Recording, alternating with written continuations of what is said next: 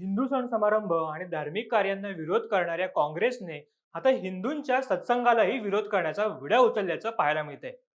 Art of living सेंटरच्या वतीने धारावी येथे रविवार दिनांक 10 नोव्हेंबर रोजी श्री श्री रविशंकर यांची गुरुपूजा आयोजित करण्यात आली होती. ती काँग्रेस खासदार वर्षा गायकवाड यांच्या पतीने बंद पाडली. इतकंच नाही तर दादागिरी करीत प्रचंड गोंधळही त्यांनी यावेळी घातला. धारावीत नेमकं काय घडलं जाणून घेऊया आजच्या व्हिडिओतून. नमस्कार, मी ओमकार मुळे, कॅमेरावर आहेत रिद्धेश कदम. रविवारी झालेल्या या कार्यक्रमासाठी 1,500हून अधिक नागरिक उपस्थित होते. हा कार्यक्रम सुरू असताना वर्षा गायकवाड यांचे पती राजू गोडसे आणि त्यांचे कार्यकर्ते आत घुसले आणि दादागिरी करत गुरुपूजा बंद पाडली. या कार्यक्रमाकडून मतदारांना प्रलोभन दाखवलं जात असल्याचा बनाव त्यांनी यावेळी रचला. कुकर आणि पैसे वाटप केल्याचा आरोपही त्यांनी केला आहे.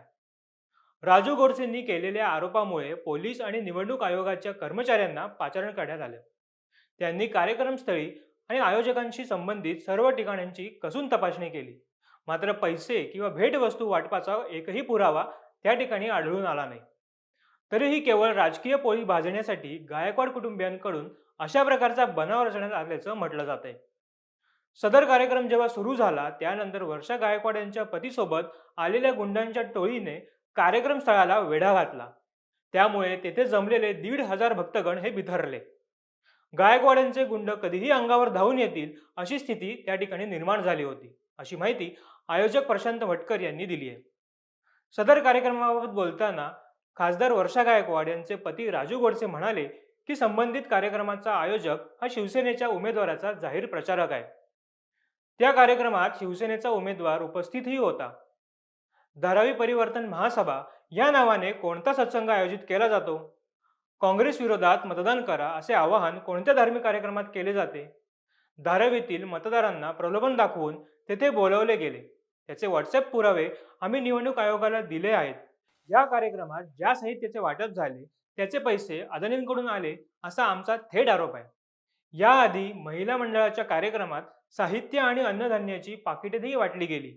त्याचे पुरावे देऊनही निवडणूक आयोग कारवाई करत नाही. त्यावर उत्तर देत आर्ट ऑफ लिव्हिंग सेंटरचे धारावीचे प्रशांत भटकर पुढे म्हणाले की निवडणूक आयोगाने आमचा सगळा कार्यक्रम रेकॉर्ड केलाय. राजू गोडसे यांच्या आरोपानुसार आम्ही पैसे आणि भेटवस्तूंचे वाटप केले असते तर त्याचे चित्रण झाले असते. परंतु आयोगाच्या तपासणी दरम्यान सगळे आरोप खोटे असल्याचे निष्पन्न झाले. आम्ही असा कार्यक्रम पहिल्यांदाच आयोजित केला नाही, तर दर आठवड्याला धारावीत आर्ट ऑफ लिव्हिंग सेंटरतर्फे अशा प्रकारच्या कार्यक्रमांचं आयोजन केलं जातं.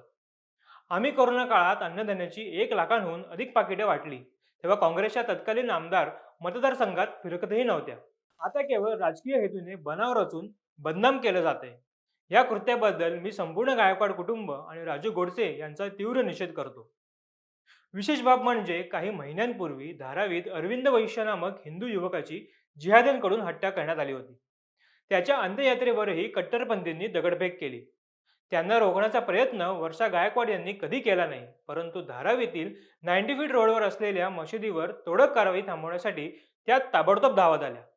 हिंदूंच्या कांठळ्या बसवणाऱ्या किंचाळ्यांकडे त्यांनी का दुर्लक्ष केलं याचे उत्तर वर्षा गायकवाड आणि त्यांच्या गुंडांनी द्यावं. याबाबत तुमचं मत काय हे आम्हाला कमेंटमधून नक्की कळवा. व्हिडिओ आवडल्यास आमच्या फेसबुक पेजला लाईक आणि यूट्यूब चॅनलला सबस्क्राईब करायला विसरू नका. तुर्तास धन्यवाद.